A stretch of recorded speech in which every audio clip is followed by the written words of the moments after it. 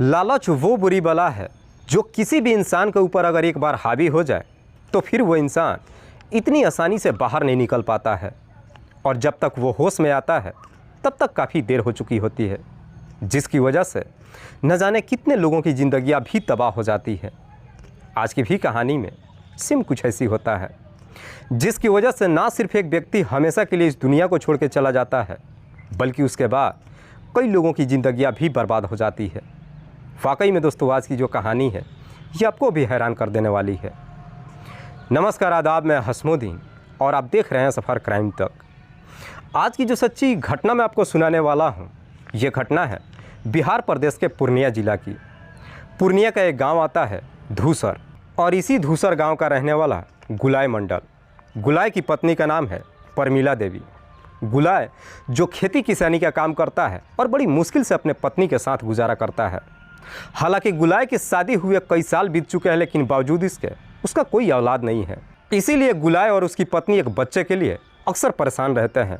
लोग जैसे सुझाव देते हैं, गुलाय अपनी पत्नी के साथ वहाँ पे जाता है और एक बच्चे के लिए कई तरह के मिन्नतें भी मांगता है। और आखिरकार गुलाय के एक दिन मेहनत रंग भी लाती है और उसके घर में एक बेटा पैदा होता है जिसका नाम उत्तम मंडल रखते हैं। जैसे ही बच्चा दुनिया में आता है, पति पत्नी काफ़ी खुश तो होते हैं, लेकिन ये खुशी भी ज़्यादा देर तक नहीं टिक पाती है क्योंकि उत्तम बचपन से ही विकलांग होता है। जब अपने बच्चे को विकलांग देखते हैं, फिर से पति पत्नी को अब चिंता सताने लगता है कि आखिरकार उनके बच्चे का भविष्य क्या होगा। लेकिन बड़ी मुश्किल से जब उत्तम इस दुनिया में आता है, इसीलिए गुलाय और उसकी पत्नी अपने बेटे का लाड प्यार से परवरिश ही नहीं करते हैं बल्कि उसकी तमाम ख्वाहिशों को भी पूरा करते हैं। जैसे जैसे समय गुजरता है, उत्तम जब जवानी के दहलीज पे कदम रखता है, अब गुलाय अपने बेटे की शादी कराने के लिए कई जगहों पे रिश्ते की बात करता है, लेकिन बावजूद इसके उसकी कहीं शादी तय नहीं हो पाती है, जिसे लेकर के गुलाय और उसकी पत्नी काफ़ी चिंतित हो जाते हैं। पर जैसे ही कुछ दिन का समय गुजरता है, एक दिन गुलाय के घर में एक लड़की का रिश्ता आता है, जिस लड़की का नाम है काजल, जो गुलाय के ही गाँव के बगल की रहने वाली है। काजल के माता पिता भी बेहद ही गरीब हैं, लेकिन काजल देखने में बेहद ही खूबसूरत है। इसी गरीबी की वजह से काजल के माता पिता भी अपनी बेटी का रिश्ता उत्तम जैसे विकलांग लड़के से तय कर देते हैं और आखिरकार उत्तम और काजल की शादी हो जाती है। उत्तम जब काजल से शादी कर अपने घर लेकर आता है, खूबसूरत पत्नी पाकर बेहद ही खुश होता है। अपनी पत्नी की तमाम ख्वाहिशों को पूरा ही नहीं करता है बल्कि अपनी पत्नी से बेइंतहा मोहब्बत भी करने लगता है। उत्तम जो अपने पिता के साथ ही खेती किसानी का काम करता है, पर जैसे ही 2 साल का समय गुजरता है, उत्तम का भी एक बेटा हो जाता है जिसका नाम शुभम रखते हैं। धीरे धीरे जब समय गुजरना शुरू होता है, लगभग 8 साल का समय गुजरता है। उत्तम का बेटा शुभम जब 8 साल का हो जाता है, अब काजल को अपने बच्चे को लेकर चिंता सताने लगता है। दरअसल काजल एक दिन अपने पति को समझाते हुए कहती है कि अब तुम ये खेती किसानी का काम छोड़ दो और बाहर जाकर के कोई नौकरी करो, क्योंकि अगर हमने अपने बच्चे को सही तालीम नहीं दिया, हमारा बच्चा भी हमारे जैसा ही होगा। काजल जैसी इस तरह की बातें कहती है, उत्तम को भी ये सुझाव काफ़ी हद तक पसंद आ जाता है और फिर उत्तम साल 2022 के शुरुआती महीने में दिल्ली शहर चला जाता है। दरअसल दिल्ली के रजौरी गार्डन में उत्तम के ही गांव के कई सारे लोग रहते हैं, जिनमें से एक है राजेश। राजेश जो उत्तम के ही पड़ोस का रहने वाला है, रिश्ते में उसका छोटा भाई लगता है। राजेश के पास जब उत्तम पहुंचता है, राजेश उसे एक प्राइवेट कंपनी में नौकरी नहीं दिलवा देता है बल्कि इसी रजौरी गार्डन में उसे किराए का कमरा भी दिलवा देता है। 1 महीने रह करके वहाँ पे उत्तम जब अपनी नौकरी कर लेता है, उसके बाद फिर से वापस अपने घर पे आता है और अपनी पत्नी और बेटे को लेकर अपने साथ दिल्ली चला जाता है और फिर वहीं पे अपने बेटे का एक अच्छे स्कूल में दाखिला करा देता है। जो भी पैसा कमाता है, अपनी पत्नी के साथ खुशहाल तरीके से जीवन व्यतीत करने लगता है। बात कर रहा हूँ मैं 3 नवंबर 2022 के शाम के करीब 5:30 बजे के आसपास। उत्तम जिस मकान में रहता है, उसके मकान मालिक का नाम है मदन सिंह। करीब 5 बजे के आसपास काजल अपने 2nd फ्लोर से उतर करके नीचे आती है तो देखती है कि मदन बाहर कुर्सी पर बैठकर एक व्यक्ति से बातचीत कर रहा था।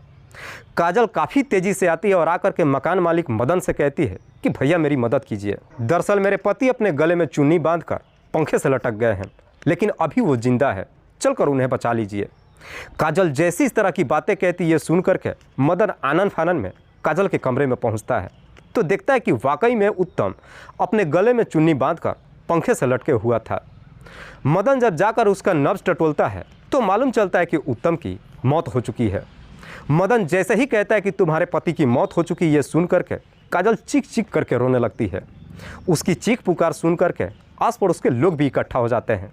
दरअसल उसी के पड़ोस में उसके गांव का राजेश भी रहता है। राजेश जैसे ही काजल की चीख पुकार सुनता है, वो भी भागते दौड़ते काजल के कमरे में पहुंचता है और जब उत्तम को पंखे से लटकते हुए देखता है, मकान मालिक मदन से कहता है कि उत्तम को नीचे उतारो।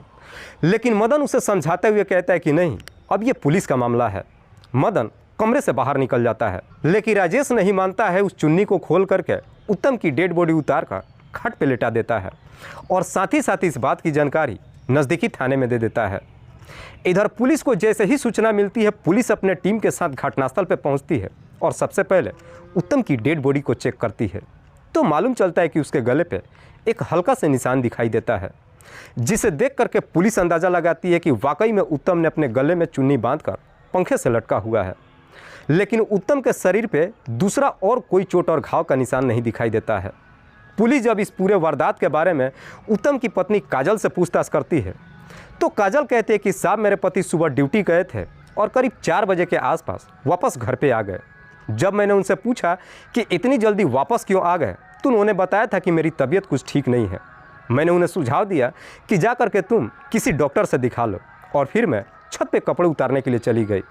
लेकिन करीब 10 मिनट के बाद वापस जब मैं अपने कमरे में आई, तो देखी कि मेरे पति अपने ही गले में चुन्नी बांधकर पंखे से लटक गए हैं। काजल जब इस तरह की बातें कहती है, सुनकर पुलिस को भी यकीन नहीं होता है कि आखिरकार उत्तम ने इस तरह का कदम क्यों उठाया है। आखिरकार पुलिस सबसे पहले उत्तम की डेड बॉडी को अपने कब्जे में लेती है और उसे पोस्टमार्टम के लिए भेज देती है। लेकिन जैसे ही 2 दिन का समय गुजरता है, 5 नवंबर 2022 को उत्तम की पोस्टमार्टम रिपोर्ट आती है। उसे देख करके पुलिस एकदम से चौंक जाती है।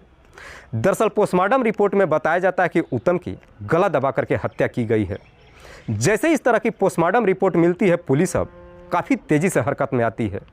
पुलिस सबसे पहले उत्तम की डेड बॉडी काजल के हवाले कर देती है। दरअसल उस वक्त तक उत्तम के माता पिता भी बिहार के पूर्णिया से चलकर दिल्ली आ चुके थे।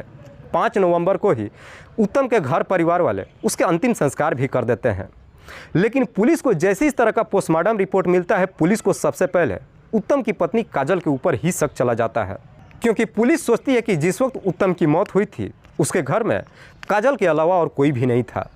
इसी शक के आधार पर 5 नवंबर 2022 को शाम के वक्त ही पुलिस काजल को थाने में बुला लेती है और फिर काजल से उसके पति की मौत के बारे में पूछताछ करती है। पहले तो काजल इधर उधर की बात करती है, लेकिन पुलिस जैसे ही अपना शक्ति दिखाना शुरू करती है, आखिरकार काजल मजबूर होकर अपनी सच्चाई कबूल कर लेती है। लेकिन काजल जब इस हत्या की पूरी कहानी बताती है, तो वाकई में इसे सुनने के बाद खुद उत्तम के भी माता पिता को अपने कानों पर यकीन नहीं होता है।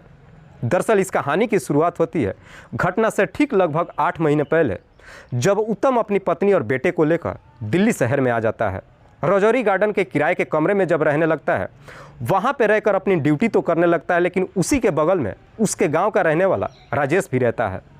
राजेश जो कि ऑलरेडी शादीशुदा नहीं है, बल्कि उसके 4 बच्चे भी हैं, लेकिन राजेश का पूरा परिवार गाँव में ही रहता है।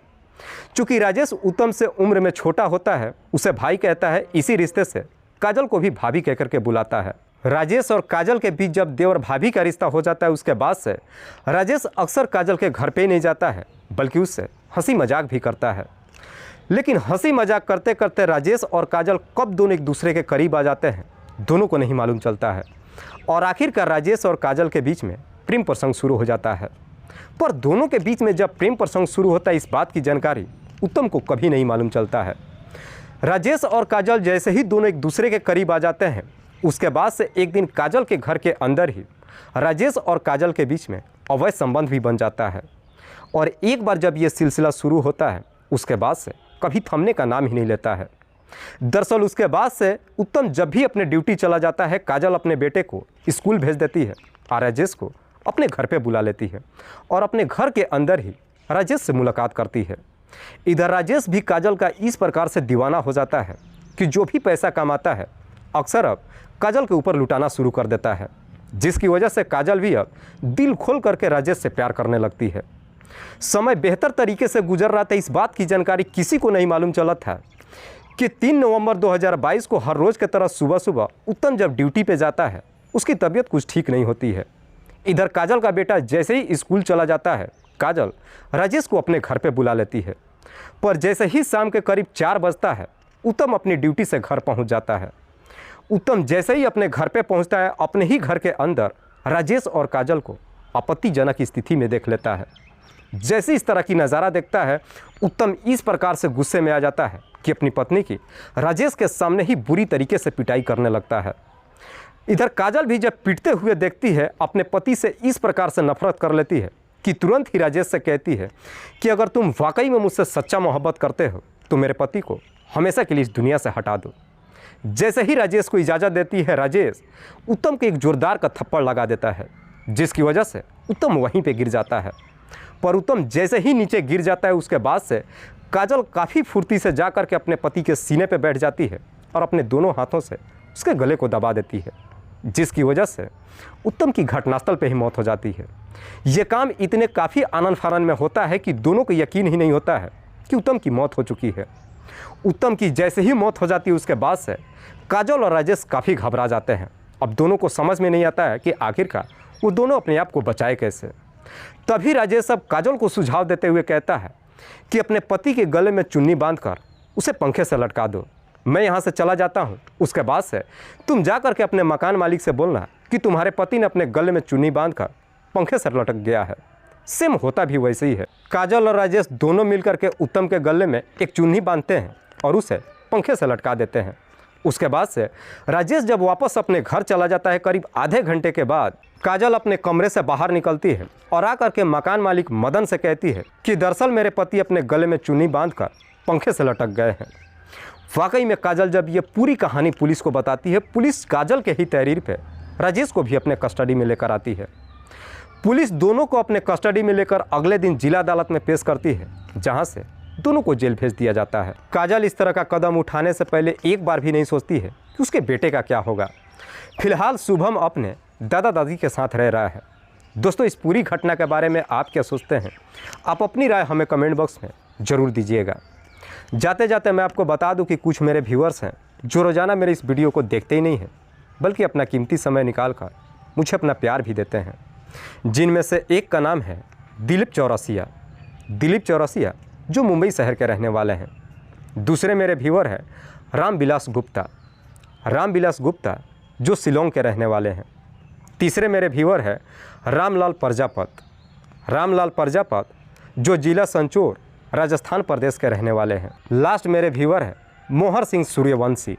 मोहर सिंह सूर्यवंशी जो मध्य प्रदेश गुना जिले के रहने वाले हैं। मैं आप तमाम व्यूअर्स को तहे दिल से शुक्रिया अदा करता हूं। कल फिर मिलते हैं एक और नई सच्ची घटना के साथ। तब तक के लिए जय हिंद, जय भारत।